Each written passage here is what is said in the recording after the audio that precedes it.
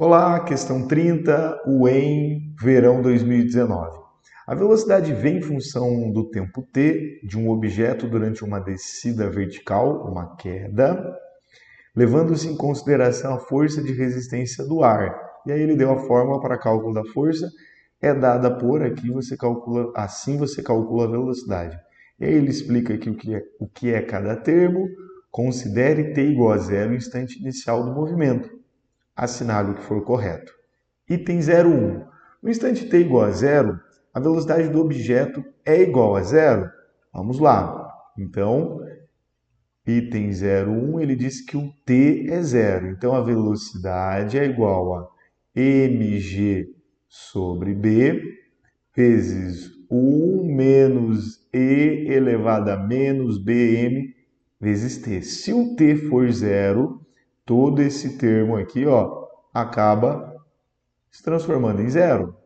Agora, todo número elevado a zero acaba dando 1. Então, é 1 menos e elevado a zero, 1. E 1 menos 1 dá zero. Então, a velocidade é igual a zero. Correto o que ele propõe no item 1. Item 2. A razão MB tem dimensão de tempo. Vamos lá. Item 2. Velocidade é igual a mg sobre b. Isso que eu estou destacando aqui, ó, mb, eu vou chamar de x.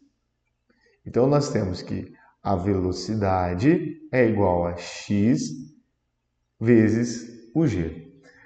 A unidade de velocidade no sistema internacional é o metro por segundo, que é igual a x vezes a aceleração da gravidade, que no sistema internacional é dado em metro por segundo ao quadrado. Observe que eu posso cancelar esse metro com esse metro, esse segundo com esse quadrado. E resulta que x é igual a segundo. E quem que é esse x? O x é o mb. Então, a conclusão é que m sobre b tem dimensão de tempo. Eu trabalhei dessa forma, deixando aqui as unidades, porque eu acredito que a análise dimensional acaba sendo facilitada quando já pensa de maneira prática. Então, o item 02 é um item verdadeiro. Item 4. Para valores de t suficientemente grandes, a velocidade tende para mg sobre b. Observe aqui que nós temos, de repente está bem escondidinho ali, você nem notou, mas aqui ó, é negativo. Então, conforme você aumenta o valor de t, nós teremos um expoente negativo e cada vez maior, cada vez maior. Vou colocar um exemplo. Esse é o item 04. Então, vamos colocar um exemplo aqui. Ó. Se eu tenho isso, 1 vezes 10 a menos 1, eu poderia reescrever assim. Se eu aumentar o valor, lembrando que é negativo, né? Se eu aumentar o valor assim, ó. Então, se eu aumentasse o valor de t, lembrando que o negativo, então se eu aumentasse o valor de t de 1 para 3, lembrando do negativo, ficaria assim, ó, 0, 0, 0, 1. Então, conforme aumentaria o valor de t, o expoente negativo, nós teremos cada vez a parcela menor. Então, conforme o t aumenta, o exercício usa até o seguinte termo, para um t suficientemente grande, então para um t com um valor elevadíssimo. Essa parcela aqui, ó, tornaria-se muito pequenininha. Deixa eu apagar e destacar. Então, conforme o t aumenta, toda essa parcela vai ficando muito pequenininha. E aí, como é 1 menos essa parcela, já que é um valor muito pequeno, a gente despreza e acaba restando apenas isso aqui, ó. Então, para valores de t muito grandes, muito elevados, nós temos que V tende para mg sobre b. Então, o item 4 é verdadeiro. Item 8. Para valores de t suficientemente grandes, aqui é o mesmo termo, a força de resistência do ar tende a equilibrar a força-peso do objeto. Então, vamos lá.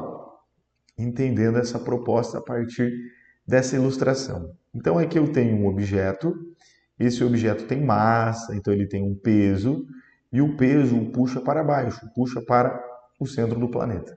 E conforme ele vai caindo, conforme o tempo vai passando, a força de resistência do ar vai aumentando. Eu sei disso por conta da equação. A força de resistência depende da velocidade e a velocidade depende do tempo. Então, conforme o objeto vai caindo, o tempo vai passando, a velocidade vai aumentando e a força de resistência vai aumentando. Então, vamos chamar a força de resistência de F minúsculo. E pode chegar uma situação em que a força de resistência se iguala ao peso, então uma cancela a outra. Ou, em outras palavras, a força resultante é zero. Quando acontecer isso, quando a força resultante for zero, o objeto para. Não. Quando a força resultante for zero, ele continua em queda e ele continua o seu movimento por inércia, ele continua o seu movimento com uma velocidade constante. Então, o que ele propõe aí no item 08 é verdadeiro. 16. O movimento do objeto durante todo o percurso vertical é uniformemente variado. Olha, já discutimos aqui no item 8 que em um determinado momento as forças podem ser canceladas, resultante zero, e aí ele continua o seu movimento por inércia, sua queda por inércia com velocidade constante. Então não vai ser sempre uniformemente variado, então incorreto o item 16. Somando, nós temos como resposta 15. Valeu, gente? Bons estudos e até a próxima!